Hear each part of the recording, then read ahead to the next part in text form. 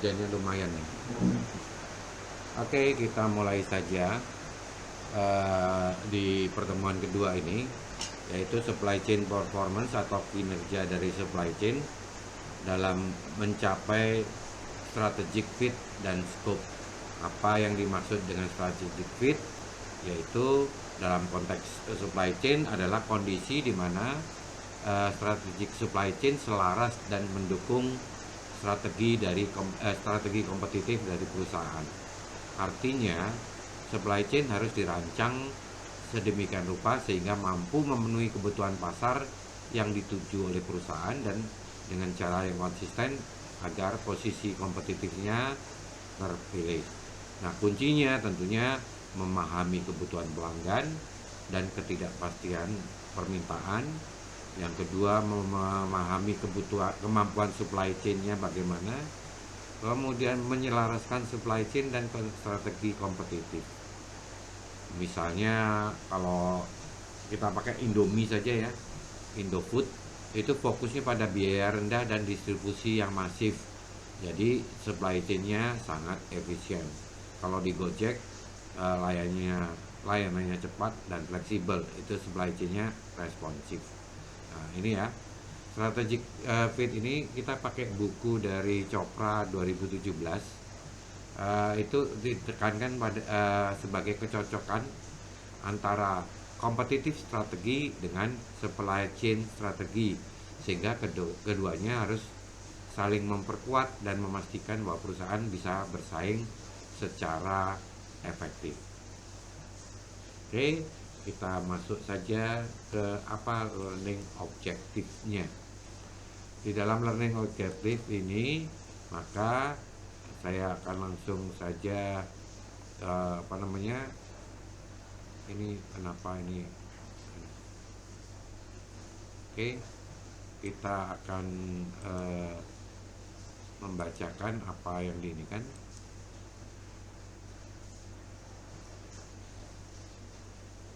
Pada bab ini, kita memiliki beberapa tujuan pembelajaran penting.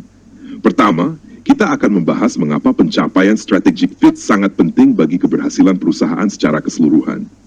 Perusahaan tidak hanya perlu memiliki strategi bersaing yang baik, tetapi juga harus memastikan strategi rantai pasoknya selaras dengan strategi tersebut. Kedua, kita akan mempelajari bagaimana sebuah perusahaan dapat mencapai strategic fit antara strategi rantai pasok dan strategi kompetitif.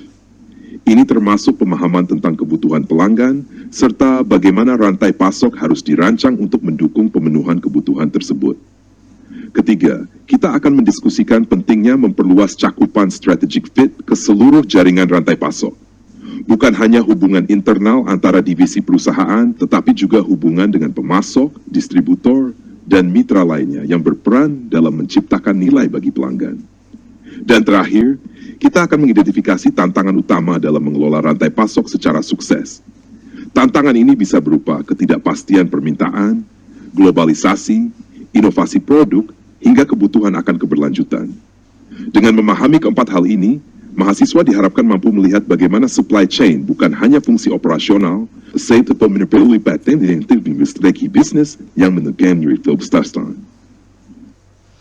Oke, itu ya. Jadi perusahaan harus mampu menyeimbangkan antara apa yang diinginkan pasar dengan keinginan ini. Jadi artinya bahwa supply chain bukan hanya fungsi operasional, tapi juga bagian penting dalam strategi bisnis untuk menentukan daya saing perusahaan. Oke, kita lanjut dengan kompetitif dan supply chain strategi. Ya. Dalam hal ini penjelasannya secara ini. Strategic fit adalah kondisi ketika strategi rantai pasok selaras dengan strategi kompetitif perusahaan. Setiap perusahaan memiliki strategi kompetitif yang menjelaskan bagaimana mereka berupaya memenangkan pasar, apakah dengan harga murah, kecepatan pelayanan, kualitas tinggi, atau inovasi produk. Rantai pasok harus dirancang sedemikian rupa agar mampu mendukung strategi tersebut. Misalnya, jika strategi kompetitif perusahaan adalah harga murah, maka rantai pasok harus sangat efisien dalam biaya. dengan produksi massal dan distribusi hemat. Namun, jika strategi kompetitifnya adalah responsiveness seperti Zara, maka rantai pasok harus fleksibel, mampu merespons tren pasar dengan cepat, walaupun biayanya lebih tinggi. Ketidaksesuaian antara strategi kompetitif dan strategi rantai pasok dapat menyebabkan kegagalan. Contoh nyata adalah Webvan, startup e-grocery Amerika, yang gagal karena sistem rantai pasoknya tidak mampu mendukung model bisnisnya. Sebaliknya, Walmart berhasil karena rantai pasoknya sangat konsisten dengan strategi harga rendah setiap hari, everyday low price. Dengan demikian, inti dari strategic fit adalah menyesuaikan supply chain capabilities dengan customer needs.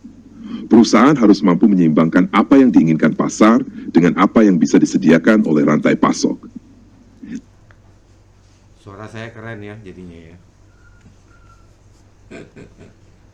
Oke, kita lanjut. Nah, ada tambahannya yaitu Untuk mencapai strategic fit, ada 3 langkah utama yang harus dilakukan perusahaan. Pertama, memahami kebutuhan pelanggan dan ketidakpastian rantai pasok. Setiap segmen pasar memiliki kebutuhan yang berbeda. Misalnya, pelanggan premium lebih mementingkan kualitas dan kecepatan layanan, sementara pelanggan mass market lebih sensitif terhadap harga. Tingkat ketidakpastian permintaan juga harus dipahami, apakah stabil atau sangat fluktuatif. Kedua, memahami kemampuan rantai pasok. Setiap rantai pasok memiliki kapabilitas berbeda. Misalnya lebih unggul dalam efisiensi biaya, atau lebih unggul dalam fleksibilitas dan kecepatan. Perusahaan perlu mengetahui secara realistis apa yang bisa dilakukan oleh rantai pasoknya. Ketiga, menyelaraskan strategi rantai pasok dengan kebutuhan pelanggan.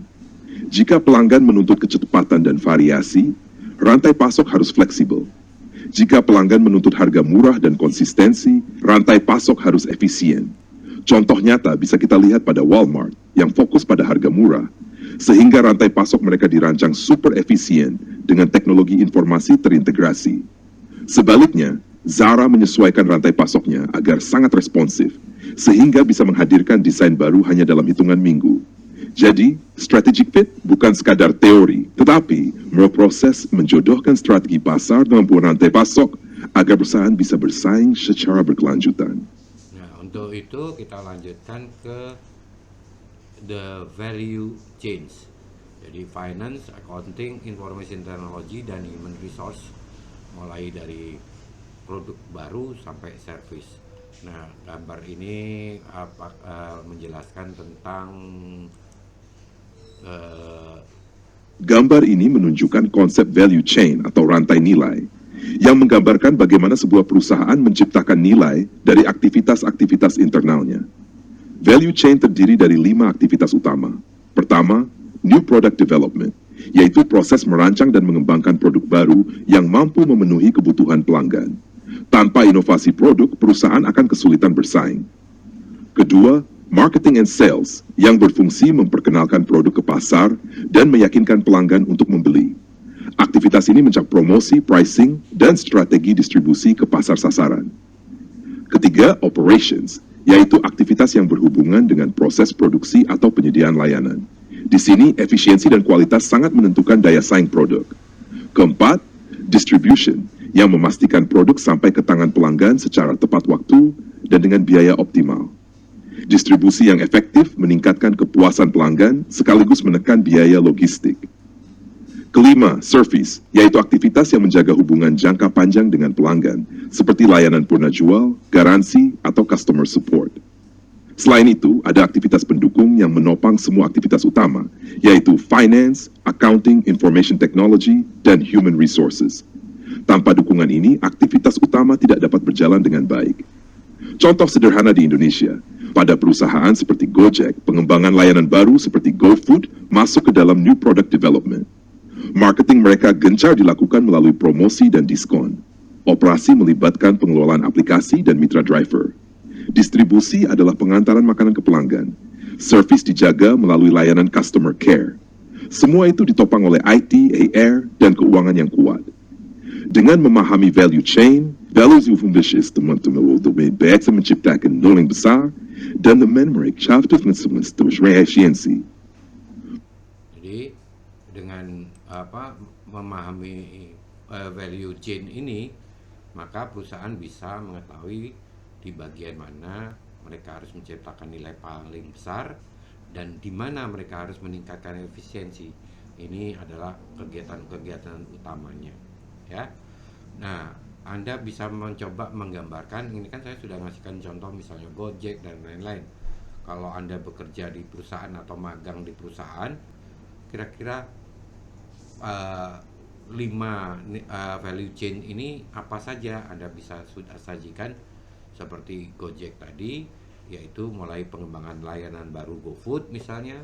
Ini ditambahkanlah di sini, Anda bikin saja misalnya dengan gambar yang sama Anda bisa lakukan, atau dengan shape saja ya. Saya tambahkan saja di sini adalah saya buat saja GoFood gitu. Terus kemudian itu adalah pengembangan produk baru, marketingnya melalui promosi dan diskon gitu ya. Di sini saya tambahkan lagi ini.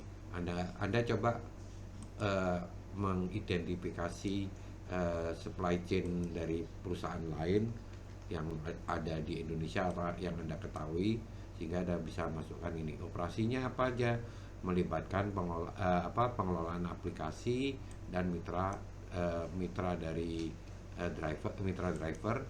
Jadi pengelolaan aplikasi dan mitra driver ini Anda bisa tambahkan, misalnya new slide, maaf saya nggak jadi new slide, itu tadi harusnya menambahkan lagi di sini adalah pengelolaan aplikasi dan mitra driver ya. Kemudian atau Anda bisa juga menggunakan langsung smart art ya. Smart art seperti yang sama dengan ini, yaitu panah-panah itu ataupun bentuk-bentuk yang seperti ini kan proses modelnya, mau yang bentuk ini atau bentuk yang lain juga bisa model ini misalnya ya. Oke. Jadi Anda tambahkan saja di sini mulai dari tadi promosi, berikutnya adalah pengelolaan aplikasi dan seterusnya, sehingga Anda bisa dapatkan apa yang digambarkan dalam satu distribusinya, pengantaran makanan ke langganan, kemudian servisnya, adanya layanan care service dari si GoFood ini. Jadi di sini ada tambahan, kemudian layanan care service. Oke, kita masukkan saja misalnya, boleh contohnya di dalam Gojek ini pengantaran pakai mitra service ke pelanggan. Jadi Anda bisa bisa mengidentifikasi value chain dari perusahaan. Silakan pilihan perusahaan apa saja boleh ya. Ini turun aja ya. Oke, ini ada di buku. Oke, nah berikutnya adalah bagaimana kita memahami bagaimana mencapai dari strategic fit itu. Dalam mencapai strategic fit, maka ada strategic fit dan company harus memahami apa saja. Achieving strategic fit berarti kondisi ketika strategi kompetitif perusahaan dan strategi rantai pasok memiliki tujuan yang selaras. Dengan kata lain, supply chain harus mampu mendukung apa yang dijanjikan perusahaan kepada pelanggannya. Perusahaan bisa gagal jika tidak memiliki strategic fit. Misalnya, strategi kompetitifnya berfokus pada pelayanan cepat, tetapi rantai pasoknya justru lambat dan tidak fleksibel. Atau sebaliknya, rantai pasok sangat responsif, tetapi perusahaan hanya bersaing pada harga murah, sehingga biaya operasional menjadi terlalu tinggi. Kegagalan juga bisa terjadi ketika proses dan sumber daya internal tidak mampu menyediakan kapabilitas untuk menjalankan strategi yang diinginkan. Sebuah strategi hanya akan berhasil jika supply chain dan resource perusahaan benar-benar mendukung pelaksanaannya. Contoh nyata, Walmart berhasil karena supply chain-nya sangat efisien, sejalan dengan strategi harga murah setiap hari, everyday low price. Sebaliknya, perusahaan seperti Webvan gagal karena rantai pasoknya tidak mampu mendukung model bisnis e-grocery yang mereka tawarkan pada waktu itu. Intinya, strategic fit adalah kecocokan antara strategi bersaing dan kemampuan rantai pasok. Dan inilah kunci utama keberhasilan jangka panjang sebuah perusahaan. Oke, sampai sini ada pertanyaan, ada sanggahan, ada tambahan? Nggak ada? Nggak ada, Kak. Nggak ada, oh iya ada. Ini mahasiswa apatis ya. Nah, yang strategik yang lainnya, cara mencapai strategik yang lainnya adalah kompetitif strategi untuk seluruh function dan lain-lain. Oke, saya langsung bacakan saja.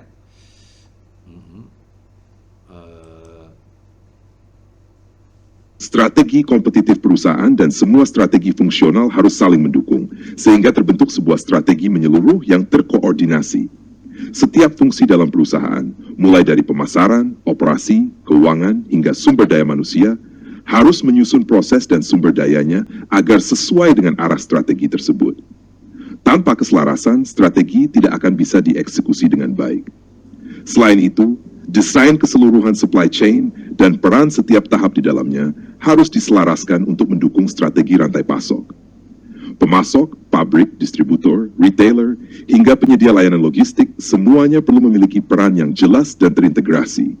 Contoh nyata adalah Zara yang strategi kompetitifnya adalah kecepatan merespons tren.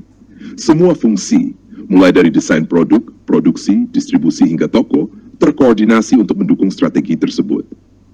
Begitu juga supply chain mereka, dari pemasok kain di Eropa hingga toko retail, dirancang untuk mencapai respons cepat.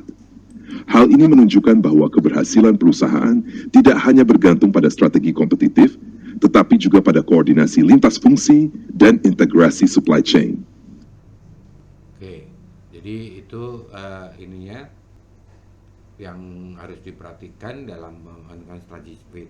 Nah, kalau Anda ingin contoh lainnya dalam achieving strategy fit, misalnya contoh Indonesia ya. Contoh Indonesia untuk strategic fit. Indonesia untuk mencapai strategic fit itu adalah saya ini dulu contoh apa ya enaknya ini. Saya coba dulu contoh ini yang lainnya biar jangan pakai Zara ataupun Walmart, mungkin pakai yang contoh di Indonesia saja. Ini kok lambat sekali ya koneksi internet kayaknya. Yang tadi kalau tadi dengan Gojek tadi mencoba strateginya dia pengantaran dan lain-lain, maka contohnya ada contoh Indomie misalnya. Untuk ini ada beberapa contoh, akan saya coba bacakan saja. Mari saya jelaskan contoh Indonesia untuk achieving strategic fit sesuai dengan konteks pada gambar yang Bapak lampirkan. Konting strategic fit. Indomie, efisiensi tinggi, strategi kompetitif, harga murah, ketersediaan luas. Supply chain, fokus pada efisiensi, pabrik besar dengan skala ekonomi, distribusi masif ke seluruh Indonesia melalui ribuan warung, minimarket, hingga supermarket. Kesesuaian, strategic fit, strategi biaya rendah selaras dengan supply chain yang efisien. 2. Gojek, responsivitas tinggi, strategi kompetitif, layanan cepat, fleksibel, sesuai permintaan real time. Supply chain, teknologi aplikasi untuk menghubungkan mitra, driver, dan konsumen secara instan, sistem alokasi order dinamis, pembayaran digital, GoPay. Kesesuaian, strategi diferensiasi berbasis layanan cepat, cocok dengan supply chain yang responsif. 3. Tokopedia, hybrid, efisiensi, responsivitas. Strategi kompetitif, variasi produk luas, plus harga kompetitif. Supply chain, memanfaatkan jaringan gudang pintar, fulfillment centers, untuk barang fast move responsif, tapi juga mengandalkan penjual individu untuk produk lainnya. Kesesuaian, perpaduan antara efisiensi dan responsivitas untuk menyesuaikan karakteristik produk. Intinya, perusahaan di Indonesia yang berhasil adalah mereka yang mampu menyelaraskan strategi bersaing dengan desain supply chain-nya. Jika tidak ada kesesuaian, perusahaan bisa gagal. Misalnya, jika perusahaan mencoba bersaing lewat layanan cepat, tetapi supply chain-nya kaku dan lambat, tidak ada strategic fit. Jadi itu maksudnya ya. Nanti saya tambahkan ke dalam PowerPoint yang ada di e-learning itu tadi. Nah, bagaimana how is strategic fit achieved? Bagaimana caranya mencapainya? Maka untuk mencapainya,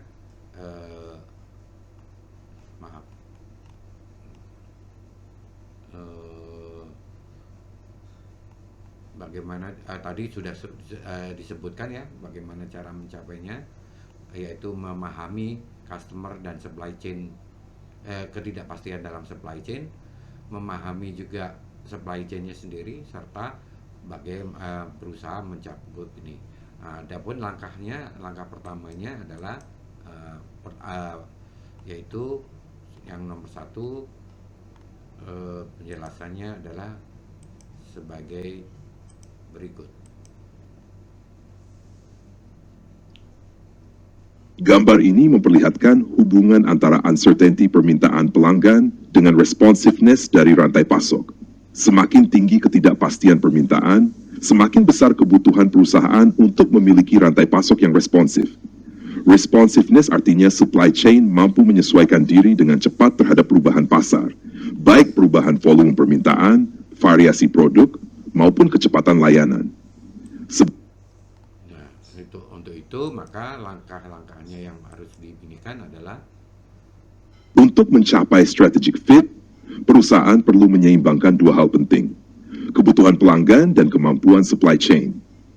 Langkah pertama adalah memahami dengan jelas uncertainty dari permintaan pelanggan.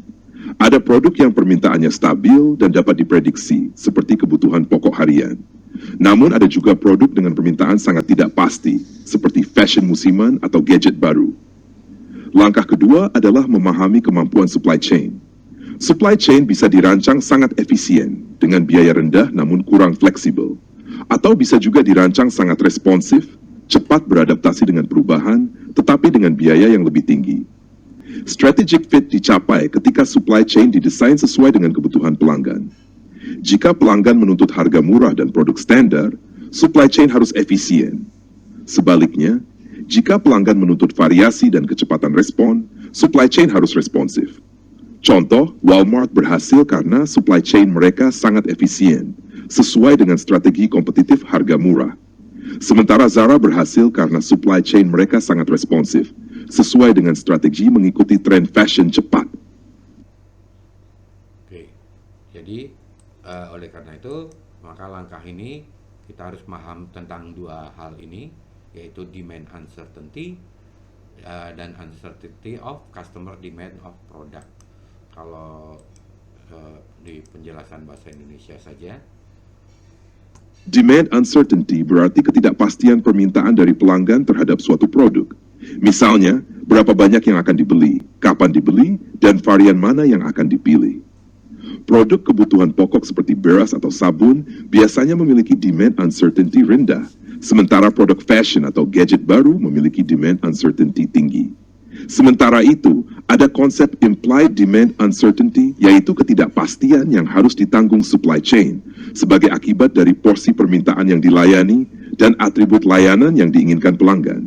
Misalnya, jika pelanggan menginginkan waktu pengiriman yang sangat cepat, variasi produk yang luas, atau kualitas yang tinggi, maka tingkat implied demand uncertainty supply chain akan meningkat.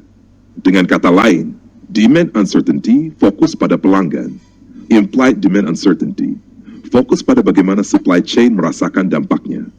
Contoh, permintaan mie instan di Indonesia relatif stabil, demand uncertainty rendah.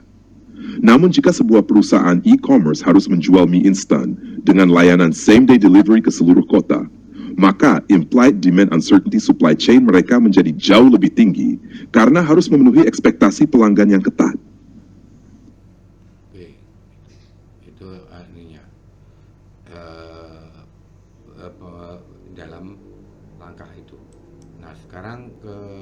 kita masuk ke customer need dan implied demand. Mari kita ini kan implied demand dan other atributnya nanti berikutnya ada ini.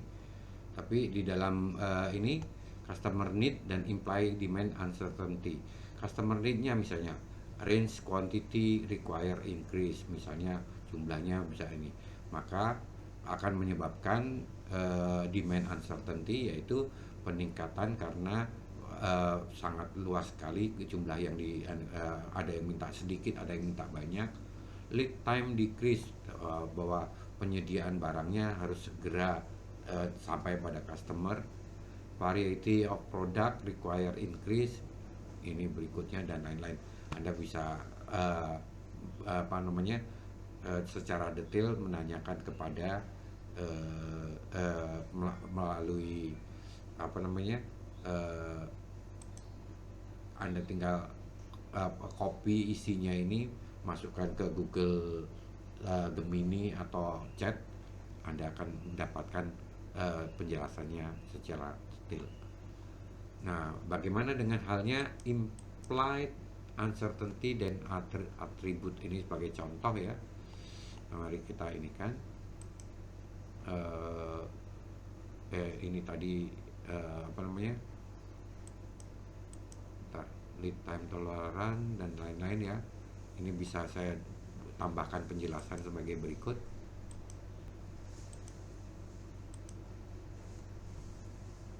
Selain ketidakpastian permintaan, supply chain juga menghadapi implied uncertainty yang dipengaruhi oleh berbagai atribut kebutuhan pelanggan. Implied uncertainty meningkat ketika pelanggan menginginkan lebih banyak pilihan, waktu pengiriman lebih singkat, atau tingkat layanan yang lebih tinggi. Dengan kata lain, semakin tinggi ekspektasi pelanggan terhadap fleksibilitas dan kecepatan, semakin besar ketidakpastian yang harus ditanggung supply chain. Beberapa atribut yang memengaruhi implied uncertainty antara lain: variety of products offered, semakin banyak variasi, semakin tinggi ketidakpastiannya. Service level required, semakin tinggi tingkat layanan yang diharapkan, semakin besar tantangannya. Rate of innovation, produk yang cepat berubah atau sering diperbarui meningkatkan ketidakpastian. Lead time tolerated by customers, semakin singkat lead time yang diterima pelanggan, semakin sulit supply chain merencanakan dengan efisien. Contoh, industri e-commerce di Indonesia. Jika sebuah marketplace seperti Tokopedia menawarkan jutaan variasi produk, pengiriman instan, dan update tren cepat, implied uncertainty supply chain mereka sangat tinggi. Sebaliknya, produsen semen atau bahan bangunan dengan variasi terbatas dan permintaan stabil menghadapi implied uncertainty yang jauh lebih rendah. Artinya, supply chain harus selalu dirancang sesuai dengan atribut kebutuhan pelanggan, bukan hanya sedev dan simplement. Ya, itu ya. Ini penjelasannya sudah saya masukkan saja ke dalam PowerPoint-nya biar lebih mudah. Nah, ini contoh implied uncertainty dan atribut lainnya. Jadi di sini penjelasannya adalah sebagai berikut. Tabel ini, Table 22, memperlihatkan perbedaan karakteristik antara produk dengan low implied uncertainty dan produk dengan high implied uncertainty. Untuk produk dengan low implied uncertainty, margin produk biasanya rendah karena permintaan relatif stabil dan kompetisi berbasis harga. Rata-rata kesalahan peramalan hanya sekitar 10%, tingkat stock out rendah antara 1% hingga 2%, dan hampir tidak ada markdown di akhir musim. Contoh produk semacam ini adalah kebutuhan pokok seperti sabun, beras, atau semen. Sebaliknya, produk dengan high implied uncertainty biasanya memiliki margin tinggi untuk menutup risiko yang lebih besar. Rata-rata kesalahan peramalan jauh lebih tinggi, sekitar 40% hingga 100%. Tingkat stock out juga lebih tinggi, yaitu 10% hingga 40%. Dan seringkali harus ada markdown besar di akhir musim, berkisar 10% hingga 25%. Contoh produk ini adalah fashion musiman, smartphone terbaru, atau gadget dengan siklus hidup pendek. Pesan utama dari tabel ini adalah, semakin tinggi implied uncertainty, semakin besar tantangan supply chain dalam mengelola peramalan, stok, dan markdown. Karena itu, Perusahaan harus mendesain rantai pasok yang responsif untuk kategori produk high uncertainty, sementara produk dengan low uncertainty lebih cocok dengan supply chain efisien. Jadi kalau Anda lihat dari sini, maksudnya margin tahu ya? Halo? Produk margin yang tinggi dan rendah maksudnya apa?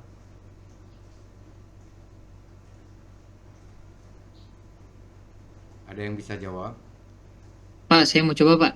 Ya, Nah, silakan. setahu saya margin sih itu tuh selisih dari apa ya, harga jual produk sama biaya yang mereka Iya, keluarkan deh. keuntungannya gitu aja ya, Hmm. paling gampang ya. Gitu? Asik? Iya. Iya, Pak. Jadi produk marginnya rendah kan, kalau kayak misalnya jualan beras, jualan semen itu keuntungannya rendah. Ya, tapi forecast errornya apa? Oh, kebutuhan di Jakarta sekian ton, kebutuhan di ini atau sekian bal dan lain-lain. Kalau atau beras sekian ton gitu ya. Eh, Kemungkinan stock out, kemungkinan kehabisan barang sangat rendah juga, dan ada perubahan seasonal juga sangat kecil. Sedangkan kalau produk fashion maka marginnya harus tinggi, atau makanan jadi itu aninya tinggi marginnya. Jadi keuntungannya lebih tinggi. Jadi tergantung apa yang Anda akan jual atau tawarkan kepada customer. Nah, sekarang bagaimana dengan implied uncertainty dan atribut yang lainnya untuk ini? Mari kita langsung saja ini kan.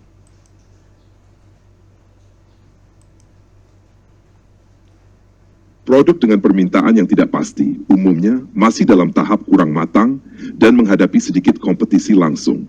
Akibatnya, margin produk ini cenderung tinggi. Sebaliknya, produk dengan permintaan stabil biasanya sudah lebih matang dan menghadapi banyak pesaing, sehingga margin lebih rendah. Peramalan juga akan lebih akurat ketika ketidakpastian permintaan rendah. Jika demand mudah diprediksi, supply chain bisa merencanakan produksi dan distribusi dengan lebih efisien. Namun, ketika implied demand uncertainty meningkat, supply chain menghadapi kesulitan besar dalam mencocokkan antara supply dan demand. Untuk produk tertentu, hal ini bisa menyebabkan dua risiko besar: stock out, barang kosong saat pelanggan mencari, atau sebaliknya oversupply, kelebihan stok yang tidak terjual. Karena adanya oversupply inilah, produk dengan implied demand uncertainty yang tinggi sering berakhir dengan markdown besar. Contoh paling nyata ada di industri fashion musiman. Jika tren berubah cepat, stok yang tersisa harus dijual dengan diskon besar agar bisa habis di pasaran. Sebaliknya, produk kebutuhan pokok seperti minyak goreng atau mie instan jarang sekali menghadapi markdown karena permintaannya stabil dan mudah diprediksi. Jadi makanya ada overall akhir tahun dan lain-lain, itulah terjadi markdown untuk produk-produk fashion, produk-produk yang bahkan untuk handphone, untuk televisi dan lain-lain, itu biasanya ada sales gitu ya. Itu markdown di situ maksudnya itu. Mari kita lihat contohnya dampak source capability. Oke, bentar. Sebelum itu mana tadi? Oh ya, untuk ini produk dengan low dan imply dan ini saya kira gitu, itu langsung saja saya jelaskan yang bagian impact of supply source capability. Tabel ini, Table 2/3, menjelaskan bagaimana kapabilitas sumber pasokan, supply source capability, dapat memengaruhi tingkat ketidakpastian dalam rantai pasok. Ada beberapa kondisi yang menyebabkan supply uncertainty meningkat, antara lain, frequent breakdowns. Jika pabrik atau mesin sering mengalami kerusakan, maka keandalan pasokan berkurang. Unpredictable and low yields, hasil produksi yang tidak stabil dan cenderung rendah, menambah ketidakpastian. Poor quality, kualitas bahan baku yang buruk menyebabkan produk cacat atau harus di-rework, sehingga pasokan depan terganggu, what you see. Kapasitas produksi memang terbatas, membuat pasokan tidak mampu memenuhi lonjakan permintaan. Inflexible supply capacity. Kapasitas produksi yang kaku, sulit ditambah atau dikurangi, menyebabkan pasokan tidak dapat beradaptasi dengan cepat. Evolving production process. Jika proses produksi masih berkembang atau sering berubah, risiko ketidakpastian semakin besar. Contoh nyata di Indonesia adalah ketika terjadi gangguan pasokan minyak goreng pada 2022. Kapasitas terbatas, kualitas bahan baku bervariasi, dan kebijakan yang berubah-ubah membuat tingkat ketidakpastian pasokan meningkat drastis. Artinya, perusahaan tidak hanya harus memahami demand uncertainty dari sisi pelanggan, tetapi juga supply uncertainty dari sisi pemasok. Kedua faktor ini sama-sama krusial dalam desain supply chain. Ya, jadi harus diperhatikan sumber bahan bakunya apakah pasti atau tidak, baik akibat dari kerusakan kerusakan peralatan pabrik sampai dengan apakah adanya perubahan proses produksi, ya.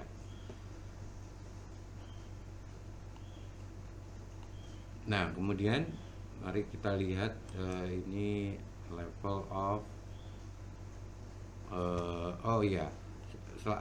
selain itu tadi, mari kita lihat demand versus versus supply chain uncertainty. Ini kita bisa ini kan.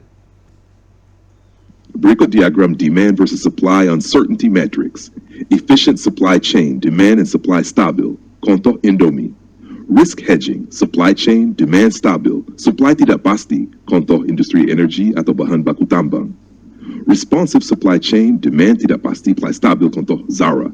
Agile supply chain, demand and supply sama-sama tidak pasti. Contoh teknologi baru, startup hardware. Diagram ini membantu mahasiswa memahami tipe supply chain yang sesuai dengan tingkat ketidakpastian demand dan Supply. Oke. Nah, selanjutnya bagaimana dalam level implied demand uncertainty yang dimaksud ini? Di sini ada predictable supply chain demand, kemudian sampai ini high uncertainty of demand. Bagaimana penjelasannya? Gambar ini biar saya jelaskan termasuk dengan contoh-contohnya. Gambar ini, figure 2/2, menunjukkan tingkatan implied demand uncertainty dari produk yang paling stabil hingga yang paling tidak pasti. Di sisi kiri, ada produk dengan supply dan demand yang bisa diprediksi. Contohnya adalah garam di supermarket.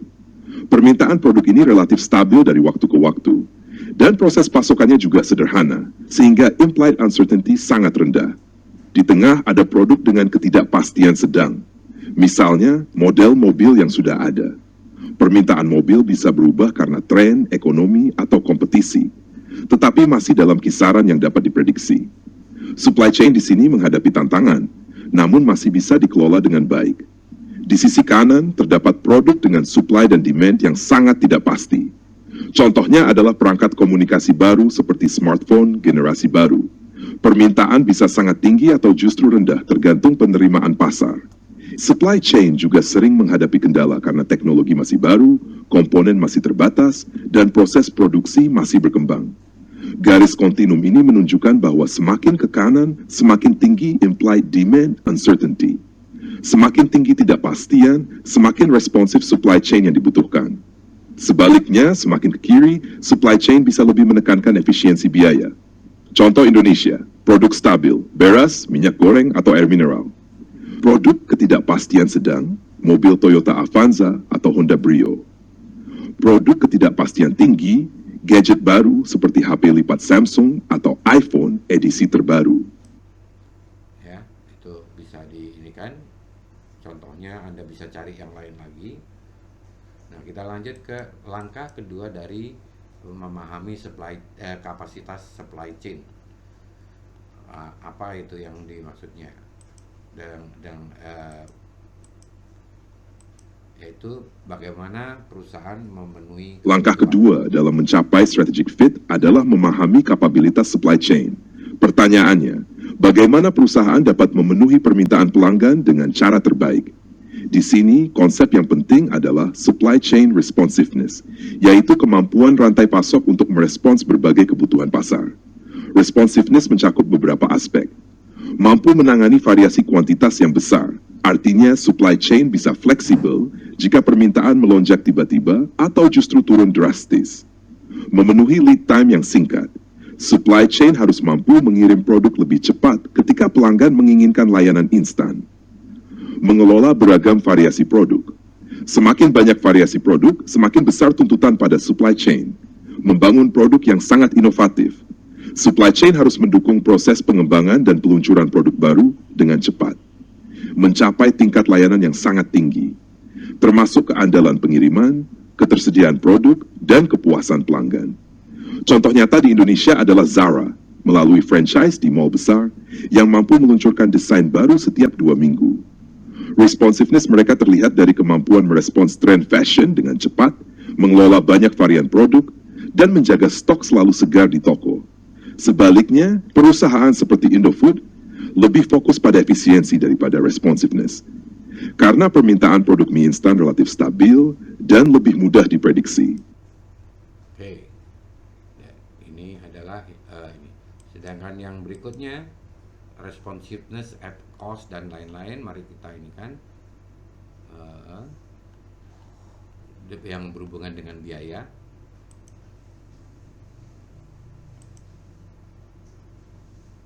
Responsiveness dalam supply chain selalu ada biayanya. Semakin responsif suatu rantai pasok, semakin besar pula biaya yang harus ditanggung. Di sisi lain, ada konsep supply chain efficiency, yaitu kebalikan dari biaya. Supply chain dianggap efisien ketika biaya produksi dan distribusi ke pelanggan bisa ditekan serendah mungkin. Namun, ada trade-off penting. Semakin tinggi tingkat responsiveness yang diinginkan, semakin tinggi pula biaya yang harus dikeluarkan. Misalnya, menyediakan layanan pengiriman same day akan jauh lebih mahal dibandingkan pengiriman reguler 3 hari.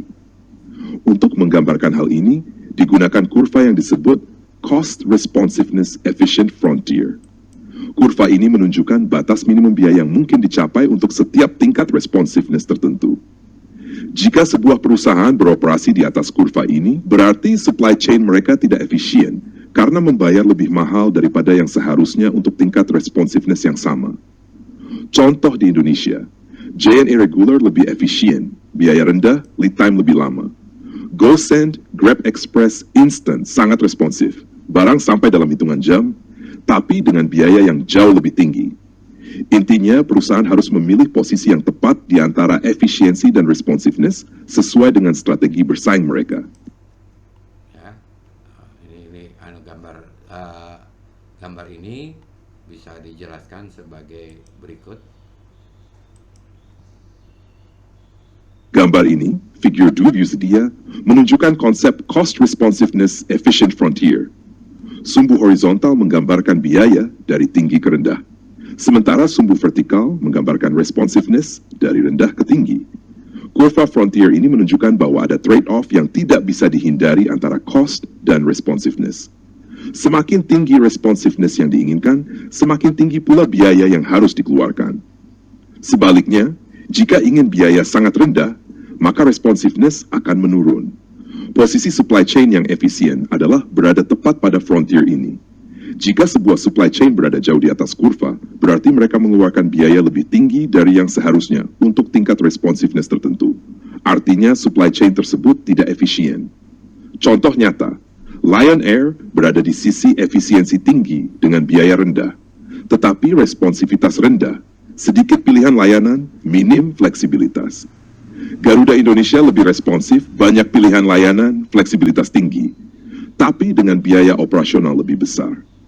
Ojek online, Gojek Grab Express Instant adalah contoh ekstrem dari responsiveness tinggi dengan biaya yang relatif lebih tinggi dibandingkan jasa pengiriman reguler.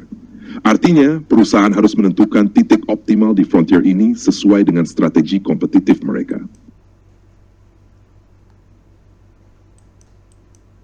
Nah, dalam bentuk spektrumnya,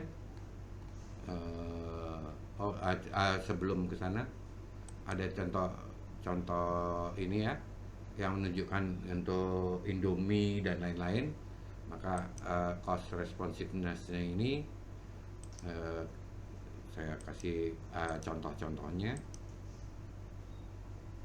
Grafik ini menunjukkan posisi beberapa contoh perusahaan dalam cost responsiveness efficient frontier. Indomie sangat efisien, biaya rendah, demand stabil, responsivitas rendah. Zara sangat responsif, mampu cepat menyesuaikan tren fashion dengan biaya lebih tinggi. JNE berada di tengah, kombinasi antara efisiensi dan responsivitas, layanan regular service. Gojek Instant sangat responsif, pengiriman cepat, jam yang sama, tapi biaya tinggi. Garuda Indonesia orientasi pada layanan dan fleksibilitas dengan biaya operasional relatif tinggi. Diagram ini memperlihatkan bahwa tidak ada supply chain yang bisa murah sekaligus super responsif. Setiap perusahaan harus memilih posisi yang sesuai dengan strategi kompetitifnya. Oke ya, itu ya contoh-contohnya. Mari kita yang berikutnya, responsiveness spectrum, yaitu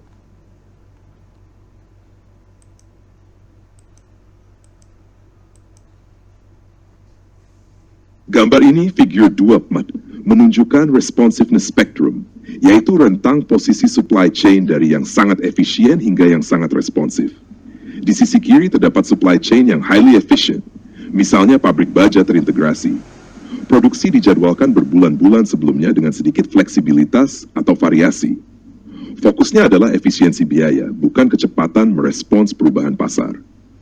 Bergerak sedikit ke kanan, ada supply chain yang somewhat efficient, seperti Hanes Apparel, produsen pakaian tradisional yang memproduksi untuk stok. Lead time produksinya beberapa minggu dengan fleksibilitas yang terbatas. Di tengah ada supply chain yang somewhat responsive, seperti industri otomotif. Mereka mampu memproduksi banyak variasi produk dalam jangka waktu beberapa minggu. Supply chain ini lebih responsif dibanding industri baja atau pakaian dasar, tapi tetap harus mempertahankan efisiensi. Di sisi paling kanan, ada supply chain yang highly responsive. Contohnya 7-Eleven Jepang. Mereka mampu mengubah campuran barang dagangan berdasarkan lokasi toko dan bahkan waktu dalam sehari. Responsivitas seperti ini membutuhkan sistem informasi canggih, logistik yang cepat, dan koordinasi yang kuat. Contoh Indonesia dalam spektrum ini, industri semen highly efficient. Produsen baju mass market, misalnya GT Men, somewhat efficient. Industri otomotif, Honda di Indonesia, somewhat responsive. Alfamart Indomaret dengan big data dan manajemen stok harian mendekati highly responsive. Spektrum ini membantu perusahaan menilai di mana posisi mereka dan apakah sudah sesuai dengan kebutuhan pelanggan yang mereka layani. Oke. Nah, kemudian yang ketiga adalah bagaimana kita mencapai strategic fit di langkah ketiga. Maka dapat diinikan mulai memastikan bahwa Langkah ketiga dalam mencapai strategic fit adalah memastikan bahwa seluruh elemen rantai pasok bekerja selaras dengan tingkat ketidakpastian yang dihadapi. Pertama, perusahaan harus memastikan bahwa tingkat responsiveness supply chain konsisten dengan implied uncertainty. Jika pasar memiliki ketidakpastian tinggi, supply chain harus lebih responsif. Jika pasar stabil, supply chain harus lebih efisien. Kedua, perusahaan perlu menetapkan peran yang jelas di setiap tahap supply chain. Misalnya, pemasok bahan baku harus fokus pada stabilitas dan efisiensi, sementara retailer mungkin harus lebih responsif terhadap perubahan permintaan pelanggan. Ketiga, semua fungsi internal perusahaan harus memiliki strategi yang konsisten dengan strategi kompetitif. Marketing, operasi, keuangan, hingga IT tidak boleh jalan sendiri-sendiri, melainkan harus mendukung arah strategi yang sama. Contoh nyata, Zara menetapkan pabrik di Eropa untuk produk dengan demand tidak pasti lebih responsif, dan pemasok Asia untuk produk basic lebih efisien. Di Indonesia, Alfamart menempatkan gudang regional agar distribusi lebih cepat. Sementara di sisi lain, mereka tetap menjaga efisiensi logistik dengan sistem perencanaan terpusat. Intinya, strategic fit hanya bisa tercapai jika ada kesesuaian antara implied uncertainty, peran tiap tahap supply chain, dan strategi sebuah fungsi internal. Nah, kalau digambarkan secara grafik, maka ini adalah zona untuk strategic fit, mulai sangat efisien sampai sangat responsif, yang demandnya pasti, sampai tidak pasti. Ini adalah zona strategic fit-nya. Di depan, di luar dan di dalamnya tentunya sudah mulai tingkat efisiensi maupun kepastiannya berbeda. Gambar ini, figure 2/5, menunjukkan konsep zone of strategic fit. Sumbu horizontal menggambarkan tingkat implied uncertainty, dari demand yang sangat pasti, certain demand, hingga demand yang sangat tidak pasti, uncertain demand. Sumbu vertikal menggambarkan tingkat responsiveness supply chain, dari supply chain yang sangat efisien hingga yang sangat responsif. Zone of strategic fit adalah area diagonal di tengah, di mana supply chain berada pada tingkat responsiveness yang tepat sesuai dengan implied uncertainty yang dihadapi. Jika demand sangat pasti, maka supply chain yang efisien adalah pilihan yang sesuai. Contohnya, produksi semen atau gula pasir. Jika demand sangat tidak pasti, supply chain harus lebih responsif untuk bisa menyesuaikan diri dengan cepat. Contohnya, produk fashion fast moving seperti Zara atau smartphone model terbaru. Jika perusahaan berada di luar zona ini, maka terjadi mismatch. Misalnya, supply chain efisien digunakan untuk produk dengan demand sangat tidak pasti, hasilnya stock out besar. Sebaliknya, supply chain responsif digunakan untuk produk dengan demand stabil, hasilnya biaya tinggi dan margin tipis. Contoh Indonesia, Indofood berada di sisi efisiensi tinggi dengan demand stabil. Alfamart Indomaret berada di zona tengah. Kombinasi efisiensi logistik dan responsivitas terhadap kebutuhan harian. Brand fashion lokal, Erigo, Cotton Inc., berada lebih ke arah demand tidak pasti, sehingga butuh supply chain yang lebih responsif. Intinya, strategic fit tercapai jika supply chain strategy sejalan dengan tingkat demand uncertainty yang dihadapi. Nah, kita lanjut dengan peran dan alokasi. Maka di sini daripada membaca satu-satu, saya minta tolong ke komputer untuk membacakan.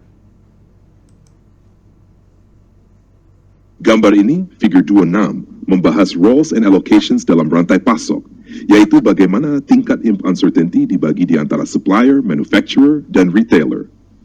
Terdapat dua model supply chain. Satu, supply chain E. Supplier menghadapi implied uncertainty paling sedikit, sehingga harus sangat efisien. Misalnya, pemasok bahan baku dengan permintaan stabil. Manufacturer menghadapi ketidakpastian menengah, sehingga perlu somewhat efficient, efisien namun tetap fleksibel. Retailer menghadapi implied uncertainty paling besar karena langsung berhadapan dengan permintaan pelanggan. Maka retailer harus sangat responsif, mampu menyesuaikan stok dan variasi produk dengan cepat. Contoh industri fashion retail, di mana Zara retailer sangat responsif, sementara supplier kain cenderung efisien. Dua, supply chain, supplier tetap menyerap ketidakpastian paling sedikit dan berfokus pada efisiensi. Manufacturer justru menyerap sebagian besar implied uncertainty, sehingga harus sangat responsif. Misalnya, produsen yang membuat produk sesuai permintaan pelanggan secara fleksibel. Retailer menghadapi ketidakpastian paling sedikit, sehingga bisa lebih efisien. Contoh, perusahaan manufaktur custom-made furniture, di mana retailer hanya mengumpulkan pesanan, sementara manufaktur harus responsif menyesuaikan desain. Inti dari gambar ini adalah bahwa peran dalam menyerap ketidakpastian dapat berbeda-beda tergantung strategi supply chain yang dipilih. Tidak selalu retailer yang harus responsif, dalam beberapa kasus, manufacturer lah yang menanggung sebagian besar ketidakpastian. Contoh Indonesia, Indomaret Alfamart, supply chain I, retailer sangat responsif terhadap kebutuhan pelanggan harian. Konveksi garment custom di Tanah Abang. Manufaktur lebih responsif karena harus membuat produk sesuai permintaan pelanggan, sementara toko hanya sebagai penerima order. Jadi ini kalau Indomaret masuk supply chain 1, kalau tadi konveksi garment di Tanah Abang supply chain yang 2. Itu ya. Nah, sekarang yang berikutnya adalah supply chain yang efisien dan responsif, tujuannya apa dan lain-lain. Kemudian supply chain efisien atau supply chain responsif, dan ini mari kita langsung aja termasuk contoh-contohnya seperti apa. Tabel ini Table 2 memperlihatkan perbedaan antara efficient supply chains dan responsive supply chains. Primary goal, efficient, memenuhi permintaan dengan biaya serendah mungkin. Responsive, merespons permintaan dengan cepat meskipun berbiaya lebih tinggi. Product design strategy, efficient, memaksimalkan performa dengan biaya produksi minimum. Responsive, menggunakan modularitas produk agar diferensiasi bisa ditunda sesuai kebutuhan pelanggan. 3. Pricing strategy, efficient, margin rendah karena harga menjadi faktor utama pelanggan. Responsive, margin lebih tinggi karena pelanggan lebih peduli pada kecepatan, variasi, dan kualitas dibanding harga. 4. Manufacturing strategy, efficient, menekan biaya dengan utilisasi kapasitas tinggi. Responsive, menjaga fleksibilitas kapasitas agar bisa menghadapi ketidakpastian permintaan dan pasokan. 5. Inventory strategy, efficient, meminimalkan inventory untuk mengurangi biaya. Responsive, mempertahankan buffer inventory untuk mengantisipasi fluktuasi demand supply. Lead time strategy, efficient, mengurangi lead time tapi tidak sampai mengorbankan biaya. Responsive, mengurangi lead time secara agresif meskipun biayanya tinggi. 7. Supplier strategy, efficient, memilih supplier berdasarkan biaya dan kualitas. Responsive, memilih supplier berdasarkan kecepatan, fleksibilitas, keandalan, dan kualitas. Efficient supply chain, Indofood, Indomie, produksi massal, harga murah, demand stabil. Responsive supply chain, Zara atau Erigo, fashion brand lokal, produksi batch kecil, variasi tinggi, respons cepat terhadap tren. Artinya, setiap perusahaan harus menentukan apakah supply chain mereka lebih tepat diarahkan pada efisiensi atau responsiveness, sesuai dengan tingkat implied demand uncertainty dari produk yang mereka layani. Jadi, pilihannya itu tadi, mau efisien supply chain seperti Indomie atau responsive supply chain untuk permintaan yang variatif, ya. Tergantung dari perusahaan ini maunya yang mana. Nah, untuk itu kita harus membuat menyesuaikan desain supply chain agar tetap mencapai strategic fit, yaitu tailoring the supply chain.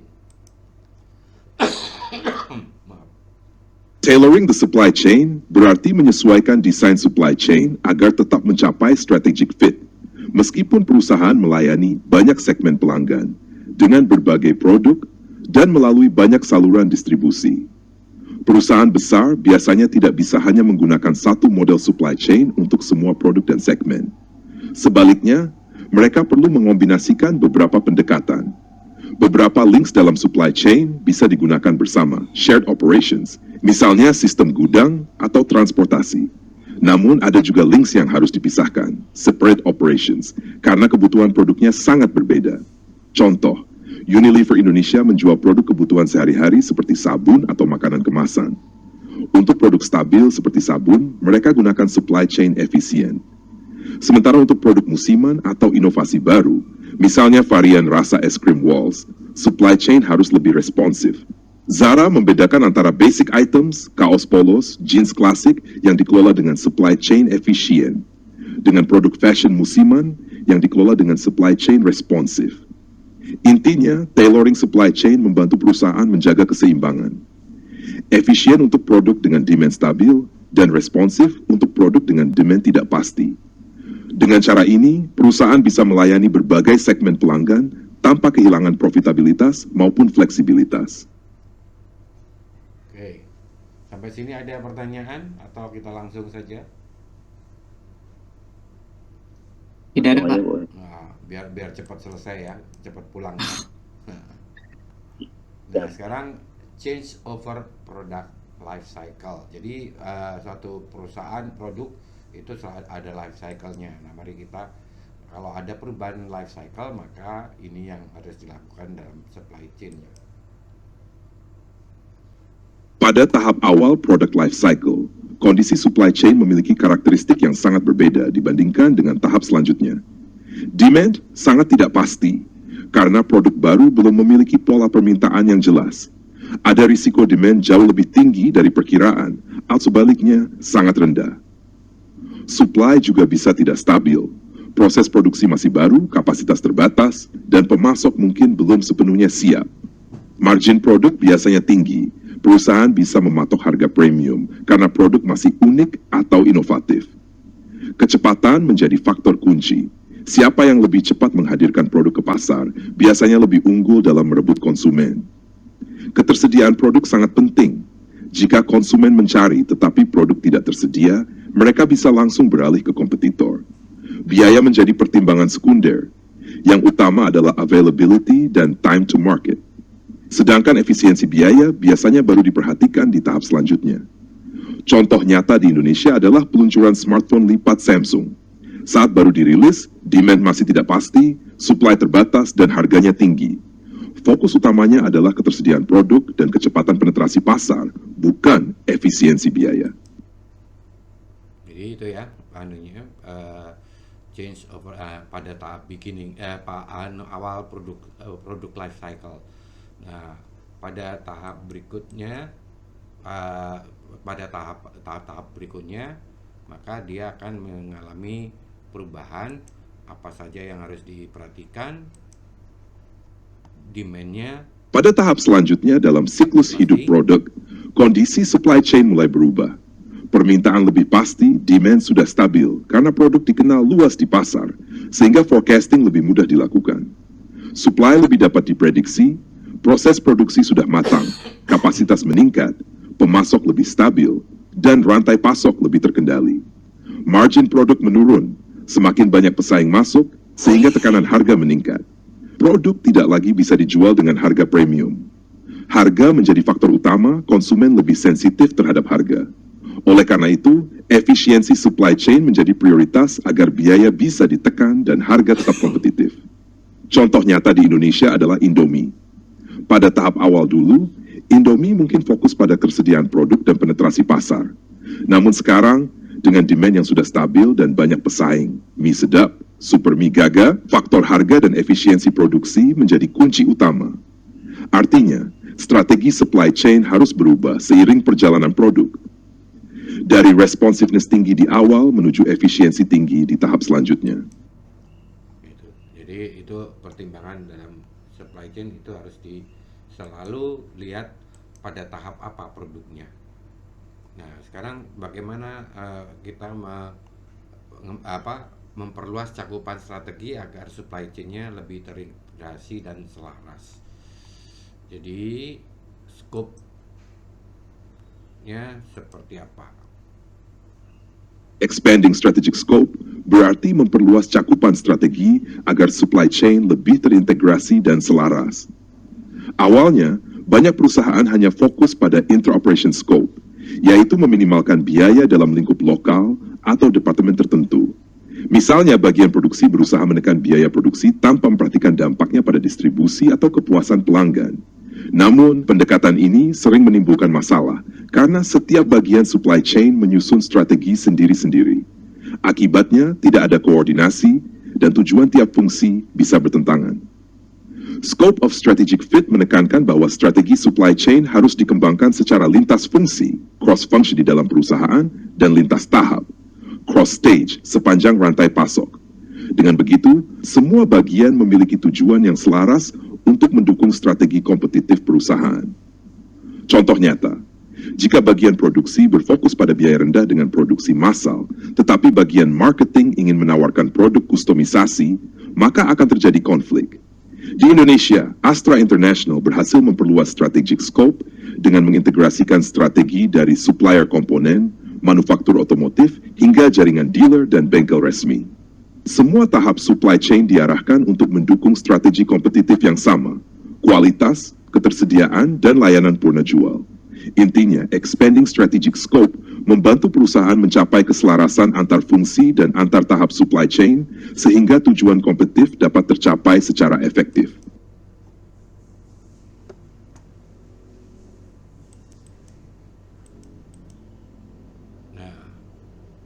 Yang intra-functional view dan lainnya itu tadi intra-operational scope dan seterusnya. Mari kita ada bermacam-macam ininya.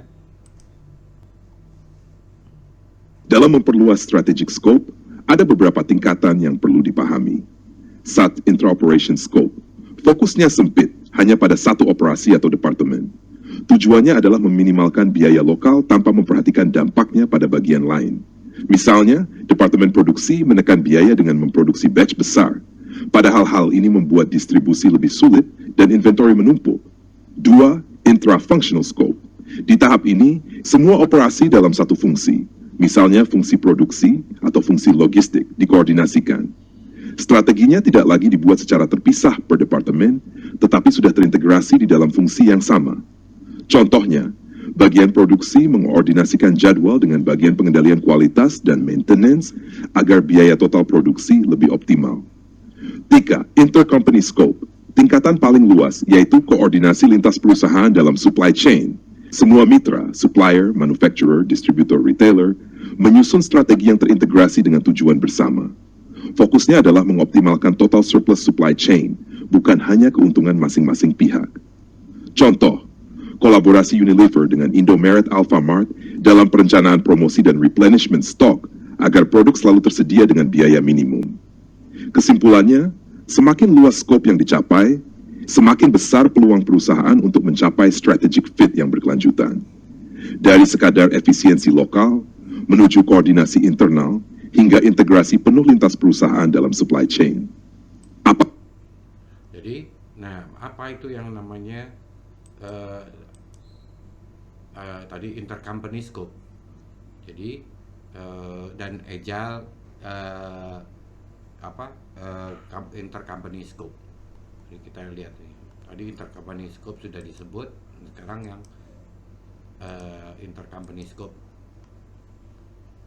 Agile intercompany scope adalah kemampuan sebuah perusahaan untuk tetap mencapai strategic fit meskipun harus bekerja sama dengan mitra supply chain yang berubah dari waktu ke waktu. Dalam praktiknya, mitra dalam rantai pasok tidak selalu tetap. Supplier bisa berganti, distributor bisa berubah, bahkan saluran distribusi bisa berkembang dari offline menjadi online.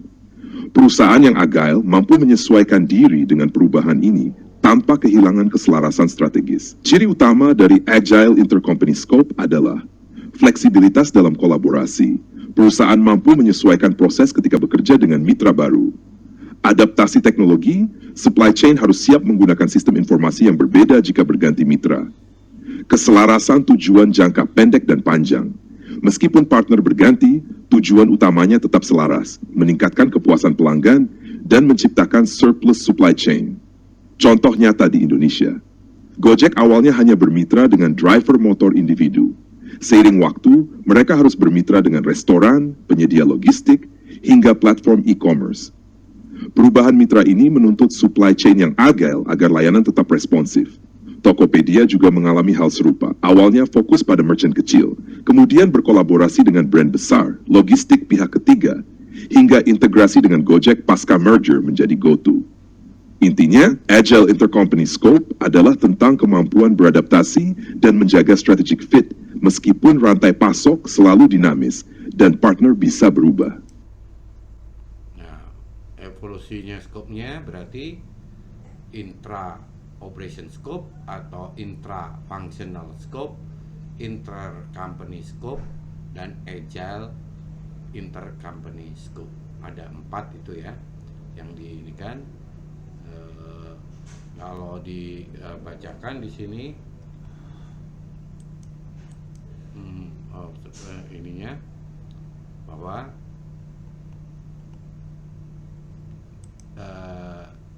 ada 4 ini. Diagram ini memperlihatkan evolusi strategic scope dalam supply chain. 1. Intra-operation scope, fokus hanya pada efisiensi lokal di satu departemen. 2. Intra-functional scope, koordinasi dalam satu fungsi, misalnya seluruh bagian produksi. 3. Intercompany scope, integrasi lintas perusahaan dalam supply chain, supplier, manufacturer, distributor, retailer. Agile intercompany scope, kemampuan menjaga strategic fit meskipun mitra supply chain berubah seiring waktu. Dengan memahami evolusi ini, mahasiswa bisa melihat bagaimana supply chain berkembang dari fokus sempit menuju fleksibilitas global yang adaptif. Apakah Bapak ingin... Nah, bagaimana kalau kita gambar ini kita coba jelaskan dengan lengkap perbedaannya. Gambar ini menjelaskan different scopes of strategic fit across a supply chain, yaitu berbagai tingkat cakupan kesesuaian strategi di dalam dan di sepanjang rantai pasok. 1. Intra-operation at distributor. Fokus hanya pada satu operasi tertentu di distributor. Tujuannya biasanya menekan biaya lokal, misalnya efisiensi gudang atau transportasi tanpa mempertimbangkan dampaknya pada fungsi lain. 2. Intra-functional at distributor. Semua fungsi di distributor dikoordinasikan, misalnya pengelolaan gudang, transportasi inventory, lebih luas daripada intra-operation, tetapi masih terbatas dalam satu organisasi saja. 3. Interfunctional at distributor. Distributor mulai menyelaraskan strategi antar fungsi internal dengan fungsi lain, seperti pemasaran, pengembangan produk, atau supply chain. Contohnya, strategi distribusi dihubungkan dengan strategi promosi, agar replenishment stock lebih sesuai dengan campaign marketing. 4. Intercompany, cakupan paling luas, yaitu integrasi lintas perusahaan sepanjang supply chain, supplier, manufacturer, distributor, retailer, hingga customer. Semua pihak menyelaraskan strategi mereka untuk mencapai tujuan supply chain secara keseluruhan, bukan hanya kepentingan lokal. Contohnya, kolaborasi Unilever, Indomaret, Alfamart, pemasok logistik untuk mengoptimalkan promosi, perencanaan permintaan, dan distribusi. Secara sederhana, semakin keluar lingkaran, semakin luas skop yang dicapai. Dari fokus sempit pada satu operasi, hingga strategi menyeluruh yang melibatkan seluruh supply chain. Intinya, semakin luas scope of strategic fit, semakin besar peluang supply chain menciptakan nilai bagi pelanggan dan keuntungan bersama. Nah, apa hambatannya atau tantangannya dalam ini strategic fit ini? Maka kita dapatnya tantangan dalam mencapai dan mempertahankan strategic fit semakin kompleks di era modern. Beberapa hal utama adalah: 1. Meningkatnya variasi produk dan memendeknya siklus hidup. Semakin banyak varian produk diluncurkan, sementara siklus hidup produk semakin singkat. Hal ini meningkatkan ketidakpastian permintaan, sekaligus mempersempit jendela waktu bagi supply chain untuk mencapai fit. Contoh, industri smartphone di Indonesia, di mana model baru muncul hampir tiap 6 bulan, membuat stok lama cepat usang. 2. Globalisasi dan meningkatnya ketidakpastian, fluktuasi kurs mata uang, perubahan permintaan global, hingga volatilitas harga minyak memengaruhi supply chain. Perusahaan global harus mampu menyesuaikan jaringan pasokan mereka dengan cepat. Contoh, perusahaan manufaktur Indonesia yang bergantung pada bahan impor dari Tiongkok harus menyesuaikan harga ketika kurs USD naik. 3. Fragmentasi kepemilikan supply chain. Perusahaan kini semakin jarang terintegrasi vertikal. Mereka mengandalkan pemasok atau distributor eksternal untuk kompetensi yang tidak dimiliki. Struktur kepemilikan baru ini membuat koordinasi lebih sulit, sehingga aligning all members of the supply chain menjadi sangat penting. Contoh, e-commerce seperti Tokopedia atau Shopee yang harus berkoordinasi dengan ribuan seller dan berbagai partner logistik. Perubahan teknologi dan lingkungan bisnis, inovasi teknologi atau perubahan kebutuhan pelanggan sering memaksa perusahaan untuk mendesain ulang supply chain mereka.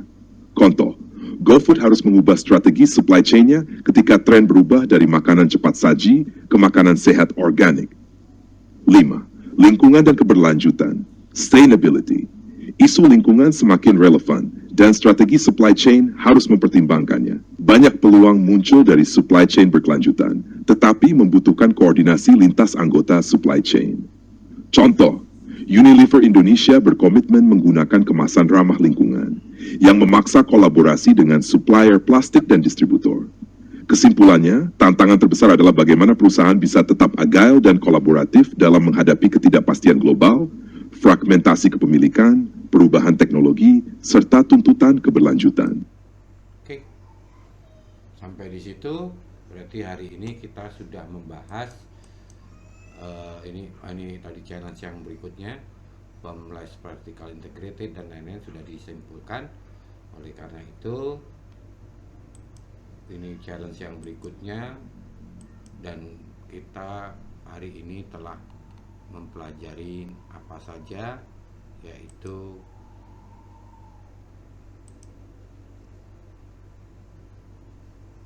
Ringkasan learning objectives bab ini adalah sebagai berikut. Mengapa strategic fit penting bagi keberhasilan perusahaan? Supply chain hanya bisa mendukung strategi kompetitif perusahaan jika keduanya selaras. Tanpa strategic fit, perusahaan bisa gagal karena supply chain tidak mampu mendukung kebutuhan pelanggan atau strategi pasar. 2. Bagaimana perusahaan mencapai strategic fit? Menyesuaikan supply chain strategy dengan competitive strategy. Menetapkan peran di setiap tahap supply chain, supplier, manufacturer, distributor, retailer, agar tingkat responsiveness sesuai dengan tingkat implied demand uncertainty. Menjaga konsistensi lintas fungsi internal perusahaan. 3. Pentingnya memperluas scope of strategic fit dari intra-operation, intra-functional, intercompany, agile intercompany.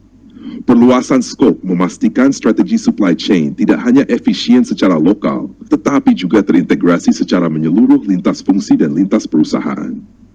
Tantangan utama dalam mengelola supply chain, variasi produk yang semakin banyak dan siklus hidup produk yang semakin pendek.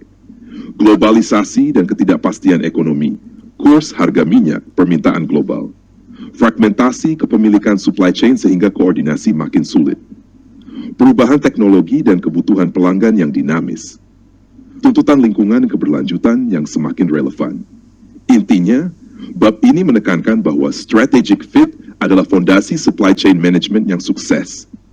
Perusahaan harus mampu menyelaraskan strategi, memperluas skop koordinasi, dan mengatasi tantangan eksternal agar supply chain benar-benar menjadi sumber keunggulan kompetitif. Oke, itu tadi, dan semua penjelasan tadi sudah ada di sini. Oke, saya bentar ininya.